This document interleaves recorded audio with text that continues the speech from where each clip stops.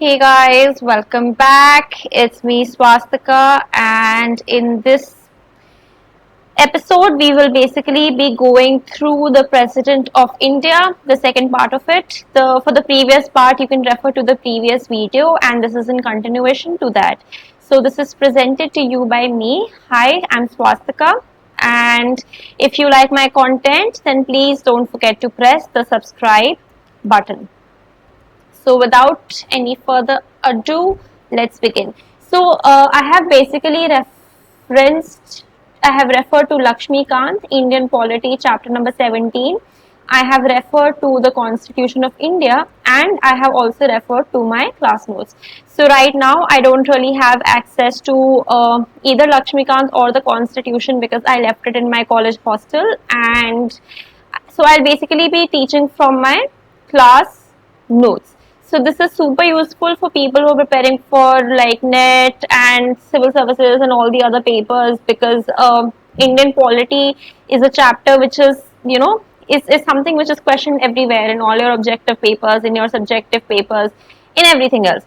So in the previous video we had gone through what a union executive is, what it consists of, the important articles, president's impeachment, his vacancy, so on and so forth. In this video, we will be going through the powers that the president enjoys. So we will be discussing his administrative power, his legislative power, his financial power, judicial power, military power, diplomatic power, emergency power, and veto power. We will be going through it all. So let's begin. So when I talk about the executive power or the administrative power, I basically mean that all executive actions of the union are expressed to be taken in the name of the president. तो जो भी actions होती हैं union की, वो एक president की seal के under take करी जाती हैं. The president has the power to appoint or to remove the Prime Minister of India, the other ministers of the union, the Attorney General of India, the CAG, the Chief Election Officer, Chairman, Member of UPSC, so on and so forth, Judges of Supreme Court, High Court, and the Governor of the state. So the Prime Minister of India holds the office under the pleasure of the President. The President also determines the remuneration of the Attorney General of India and all the other members, and also the Governor of the state. So in the next one, we will be discussing the legislative power. This is important because a lot of objective questions are asked from this part of the chapter.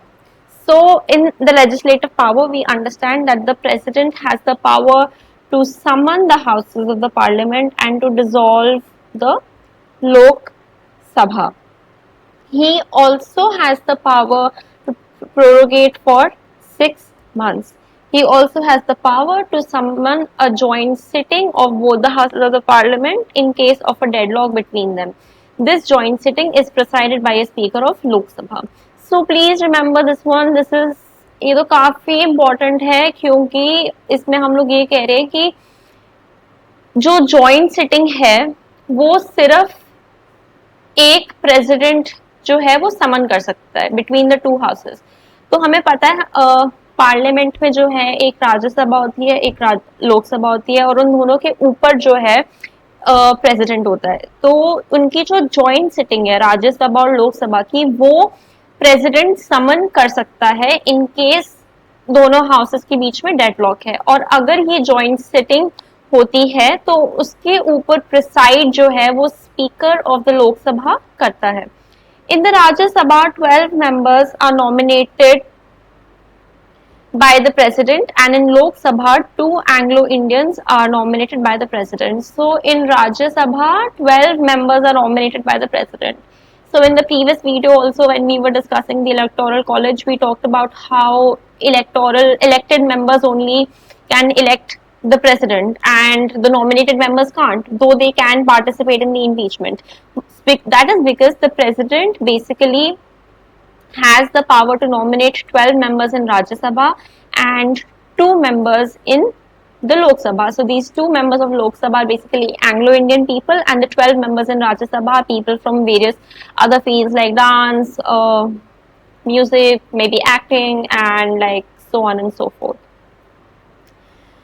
So, previous recommendation of the president is required for a bill for the formation of a new state or the alteration of boundaries of the existing state, a money bill, a bill involving the expenditure from the Consolidated Fund of India. So, in all three of these cases, we need a previous recommendation of the president.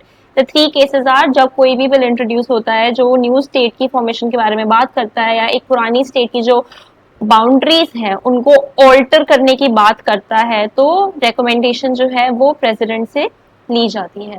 Money bill के cases में money bill का जो case है और जो origin है वो हमेशा लोकसभा है, भी हमें प्रेसिडेंट की रिकमेंडेशन चाहिए. A bill involving expenditure from the Consolidated Fund of India. So this also needs a prior recommendation of the president. So the next we are going to talk about is the veto power. When a bill is presented to the president, he may declare his assent for the bill, he may withhold his assent to the bill except a money bill. So they are basically saying that other than a money bill, when a bill is presented to the president, he may either give his assent to it or he may not agree to it, except a money bill, which we will discuss later. So there are 3 types of vetoes: an absolute veto, a suspensive veto, and a pocket veto. An absolute veto basically means that the president will be withholding the assent to the bill. A suspensive veto means that the president returns the bill for reconsideration. A pocket veto means that the president could exercise this veto by not taking any action. But if the ministry has a strong backing in the parliament, it would not be possible for him to do so. I'll go over this again. When a bill is presented to the president, he can do 2 things. He can either agree to it or he can disagree to it. So there are 3 types of vetoes. One is a suspensive veto, one is an absolute veto, one is a pocket veto. An absolute veto means that he is withholding his assent to the bill. A suspensive veto means that he returns the bill for reconsideration. A pocket veto means that the president can exercise his veto by not taking any action. So he can just remain indifferent to it. So the pocket veto was used in 1986 by President Gianni Zel Singh, and this was the case of a postal bill. Now let's talk about the financial power of the president. So he presents the budget in both the houses of the parliament before the new financial year. Budget को present करते हैं president new financial year begin करने से पहले. Introduction of money bill in Lok Sabha with his prior recommendation, making appointment of the finance commission. So finance commissions are generally there for 5 years, and these are the financial powers of the president. He can introduce a money bill in the Lok Sabha, which can only happen with his prior recommendation. He presents the budget in both houses of the parliament before the new financial year begins, and he makes the appointment for the finance commission. So when we talk about the judicial power, we basically have to talk about these 5 things. The first is pardon. Pardon basically means that the president will be absolving the individual of all crime and punishment. Right. So in the case, if you have to pardon someone, if the president has to pardon someone, he just absolves the person of all guilt. The next is a commutation.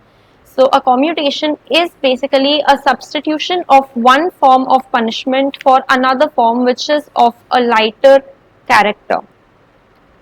This basically means that between 2 punishments A and B, A will be get substituted by B and B in this case would be a lighter form of punishment. So this means a commutation. The next is R, retrieve. Retrieve basically means the temporary suspension of the sentence. The next is respite. Respite is the reduction in punishment in view of a special fact. For example, the person is pregnant or something like that. The next is remission. Remission is reducing the amount of sentence without changing its character. So how do you remember this? The formula that I have devised for remembering this is PCR cube.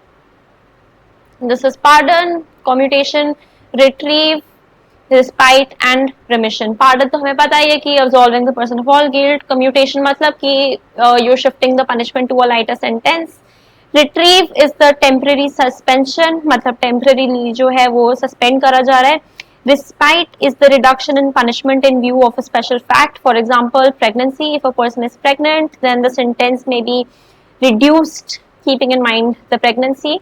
The next is remission, which means reducing the amount of sentence without changing its character. So, for example, आप पत्थर bell रहे हो 6 महीने के लिए, तो remission के case में, if you are remiss, maybe you just have to do it for 3 months. So that means that the time has been cut down. Again, I'll repeat the formula for remembering the judicial power. It's PCR cube. P stands for pardon, C stands for commutation, R cube stands for retrieve, respite and remission. P means pardoning someone, which means that you're completely dissolving the person of any crime. Commutation means. C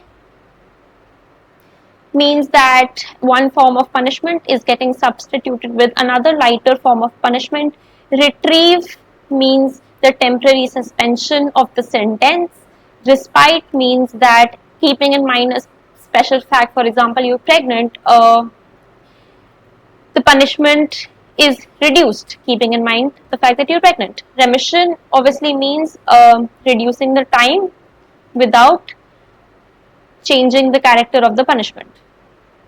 So when we talk about the next thing, which is emergency powers, we talk about 3 articles. One is Article 352, Article 356 and Article 360. So Article 352 is a national emergency. So this is declared on the grounds of security to India, of threat by war, external aggression or armed rebellion. ये तो हमें पता ही है, national emergency कर सकता है president declare, जो article 352 के अंडर आती है. 356 is a state emergency or a president's rule. This is basically the failure of constitutional machinery in the state. And the next is a financial emergency, which is Article 360. This basically means the president can proclaim a financial emergency if he is satisfied that the financial stability or credit of India is threatened. So these things you have to keep in mind: 350, 356 and 360. The next is a diplomatic power. The president obviously represents India in international affairs. The president can appoint Indians to other countries. He also receives diplomatic representatives from other countries. So ambassadors वगैरह जो है वो अपना president करता है. Wait, we forgot one. Obviously. So the last one is the military power. The president is the supreme commander of the defense forces in India, मतलब army, navy, Air Force. In that capacity, he appoints the chiefs of the army, the navy and the Air Force. He can declare war or conclude peace subject to the approval of the parliament. So thank you guys for watching this till the end. If you like the content, please don't forget to subscribe, and you can connect with me on my Instagram channel, that's rhombicpolarcats. That's going to be absolutely great. Also wait for the last part of the video. Thanks for watching.